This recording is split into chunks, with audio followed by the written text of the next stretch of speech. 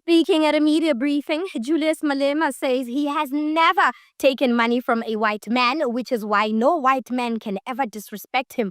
He's speaking in regards to other politicians that have agreed to be financed by white supremacists so they can become their stooges and protect and promote their interests when they construct laws and policies that govern the nation.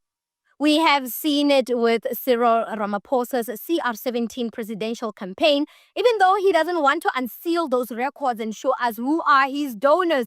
But I can assure you they are white and do not live in South Africa. I mean, why else will they be bold enough to dictate the policies of this country to favor the minority? Why would they boldly say if MK and EFF join the GNU, they'll stop all investment prospects? They weren't this bold during the Zuma era. One has to wonder why. The problem is Oppenheimers. That Rob Hessoff. Imagine you get addressed by Hessoff or on Facebook like a small boy. Man, I'm very happy, man.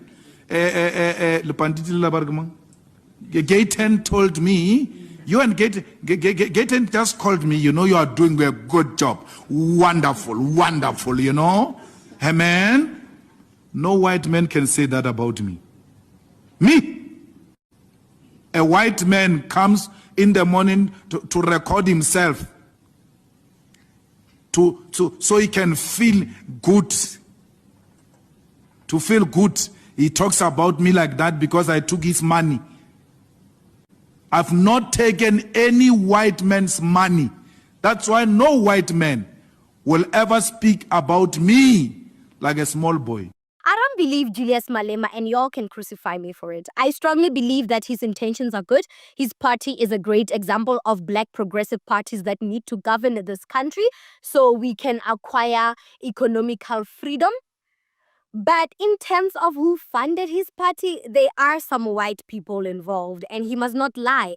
I think it's because Julius Malema exaggerates a lot and people can't trust him. His ways of lying. Yeah, no.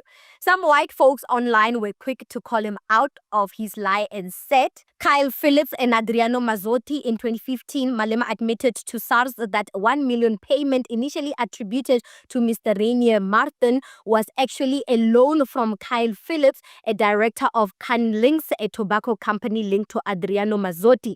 Mazzotti, a known associate of Malema and a self-confessed cigarette smuggler, has been widely speculated to be a financial backer of the EFF. Honestly, Julius Malema has been doing the groundwork to prove himself worthy, and nothing will change my mind about that. ANC politicians are white monopoly stooges, and they display that without fear and shame. So what he had a white donor? He never wavered on his intentions. He never lied about the principles of his party. He never turned and twisted the truth to stay in power. Rather Julius Malema than the ANC, if we are being honest. Y'all want an outstanding, shiny citizen to lead you into the promised land, but your current leaders are thieves and hooligans, but you fail to call them out. Before you want to take out a speck from someone's eye, check your eyes first. Even the biblical figures and prophets were sinners before they were saved by Jesus. Don't come here and act like your current situation is better than what Julius Malema is offering. I hate people that flip-flop. And a lot of black people as well online after that statement where he said he never took money from white people. That's why they can't disrespect him. A lot of black people were calling him out for being associated to Adrian Mazzotti, the cigarette smuggler, who, endorsed EFF. Apparently, he endorsed EFF through Phillips, Mr. Kyle Phillips. So it means Kyle Phillips was investing in Adrian Mazzotti, and then Mazzotti passed on the money to EFF, and it is a known fact apparently. So yeah, a CR17 presidential campaign, CR17 meaning Cyril Ramaphosa 2017 presidential campaign, was funded by, I don't know, people, investors from the UK, investors from the European Union. That's why they keep telling him and backing orders at him and say, hey, if you don't put the DA in the GNU, the rent will plummet. They tested that theory. The DA threatened multiple times to walk away from the GNU during the negotiations after the election. And what happened to the rand? It plummeted. It got weaker against the dollar. Why? Because CR17 donors are pulling the strings and our president is a puppet. He's just a black face. Please don't mistaken the fact that we share the same skin color to think that he is here to protect and promote black interests or to progress the lives of black people. Please don't get that mistaken. Cyril Ramaphosa and Nelson Mandela, same WhatsApp group, same people, same things.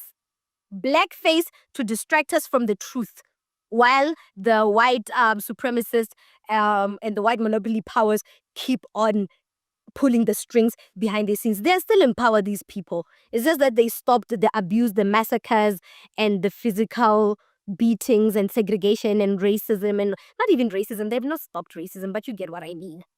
So for y'all to call out Julius Malema on that, but fail to call out Cyril Ramaphosa about his who funded his 2017 presidential campaign. Oh, please. And especially for black people, please.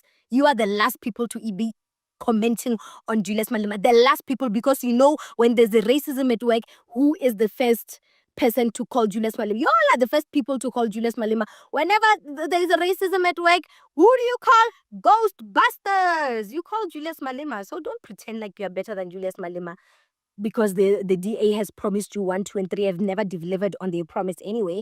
What do you think about this segment? Comment to us in the comment section below. Don't forget to like and share the broadcast. Subscribe to our YouTube channel. Hit that notification bell so you don't miss these groundbreaking conversations right here on the African Diaspora News channel.